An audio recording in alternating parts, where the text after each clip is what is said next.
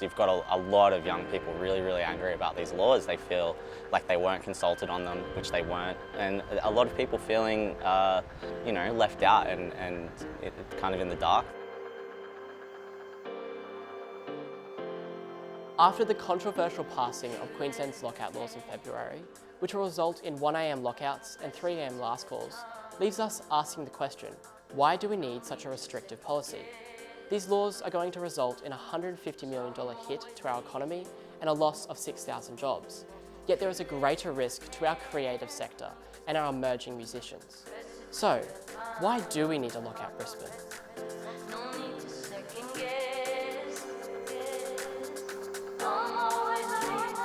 We're here in the heart of Fortitude Valley at the Brightside to speak with the venue manager, Jerry Dyer, in order to explore the impacts of these laws upon Brisbane and the music industry. What are the economic impacts going to be due to the lockout laws?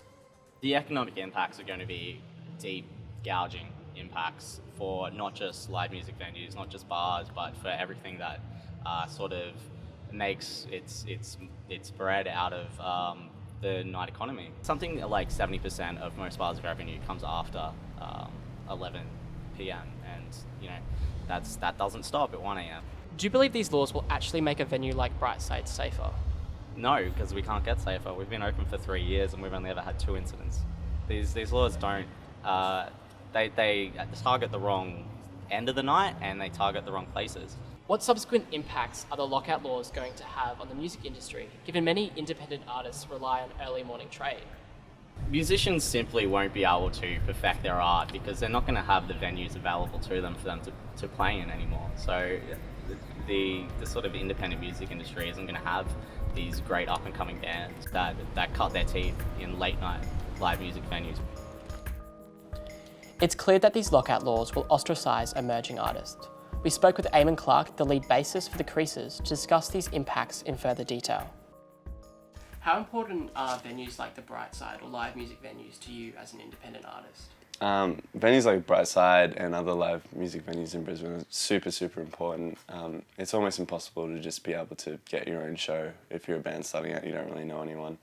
So, I know, these venues give you support slots and they really give you the time to figure out what you're doing, which is, I don't know, you can't figure out who you are as a musician unless you're playing shows, really. What impact are independent artists having due to venues losing money? The lockout laws are impacting artists. I mean, the argument's been made that it won't impact them because most gigs start around 10:30, 10 o'clock, and they're over by the time that the lockout would be. But I don't know, I think after that is when the venues make the most money.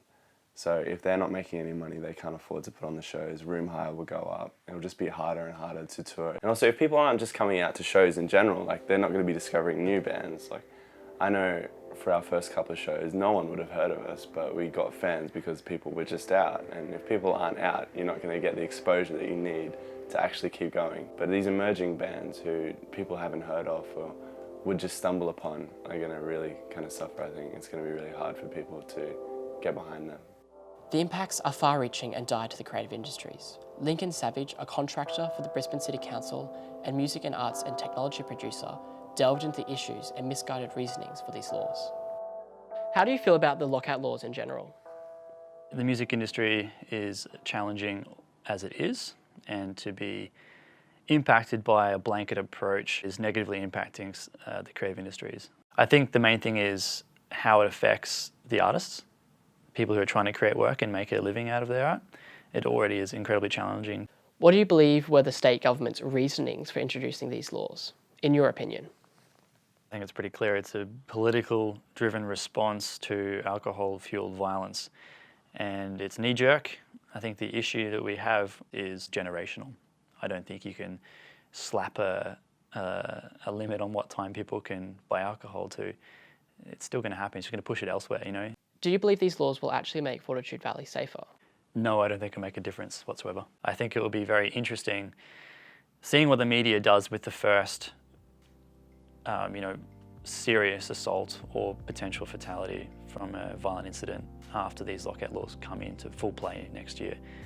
The lockout laws epitomise the notion that something is better than nothing. It's a quick fix solution that targets the wrong demographic. threatens live music venues and causes more harm to the music industry and our economy than good. So why are we locking out our emerging artists? Is this really the only solution?